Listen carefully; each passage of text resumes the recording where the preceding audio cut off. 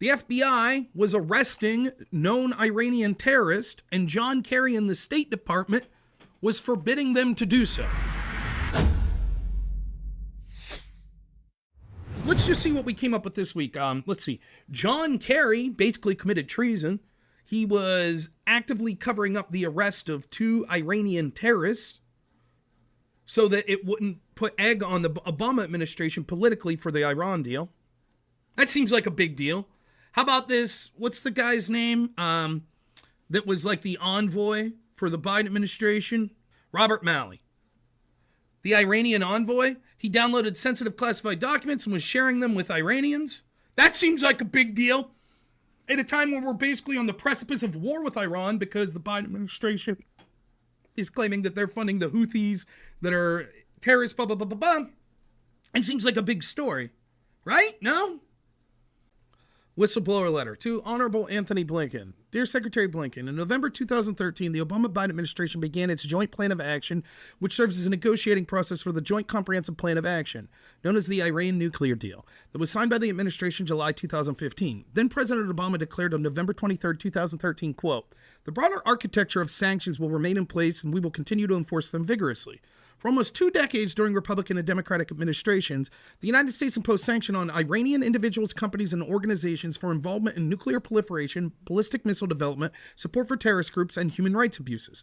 These executive orders were designed to stop the efforts of bad actors seeking to aid Iran. For example, one of President Obama's executive orders, in part, authorized the Secretary of Treasury and Secretary of State to determine whether someone, quote, has facilitated deceptive transactions for or behalf any person subject to the United States sanctions concerning Iran or Syria, and if so, may, quote, prohibit all transactions or dealings, whether direct or indirect, involving such a person, including any exporting, re-exporting, importing, selling, purchasing, transporting, swapping, brokering, approving, financing, facilitating, or guaranteeing in or related to any goods or service or technology intended for the United States, or any goods or services technology provided by the United States persons wherever located." In addition, Congress also expressed its intent to the Obama-Biden administration to hold Iran accountable. Specifically, on May 22, 2015, the House and Senate passed the Iran Nuclear Agreement Review Act of 2015 with a provision that said, quote, "The president may not waive, suspend, reduce, provide relief from, or otherwise limit the application of statutory sanctions with respect to Iran under any provision of law or refrain from applying such sanctions pursuant to an agreement described in subsection A."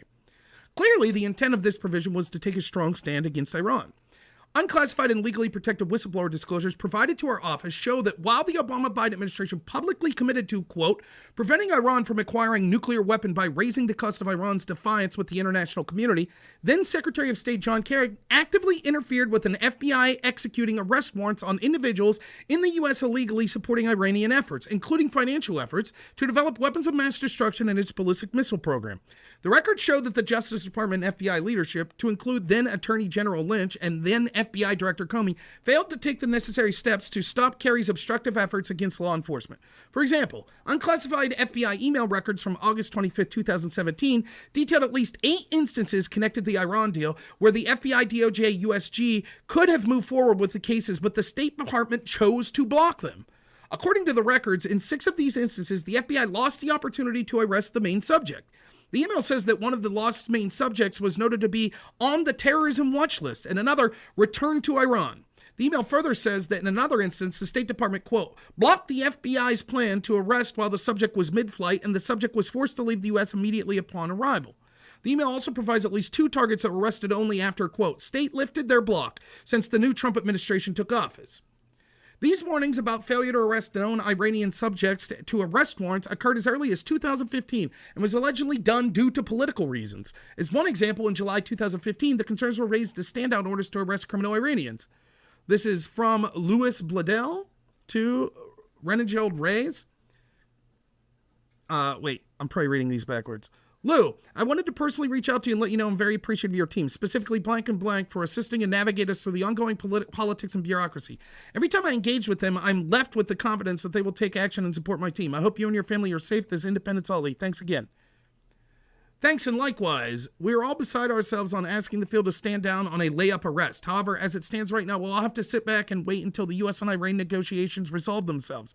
We will continue to argue for aggressive action. However, we will probably lose. And his unit always push the envelope and hate our current stance. I totally agree, even though his hands are tied. Thanks for your patience.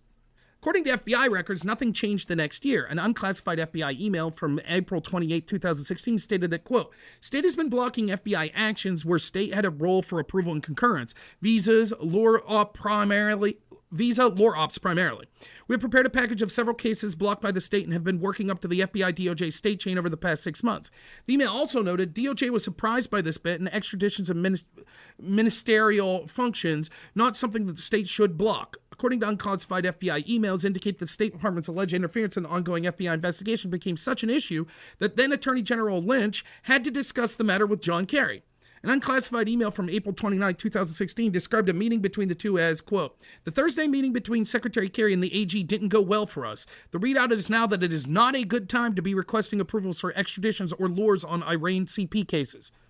Another email from May 3rd, 2016 describes the tension between the AG and Secretary Kerry as, quote, when the PCE Principals Committee ended, Kerry packed up his stuff and rushed out without engaging with the AG at all. The issue remains unresolved. Accordingly, the initial request, no later than June 4th, 2024, search for and produce all record... Oh, wait, did I skip one?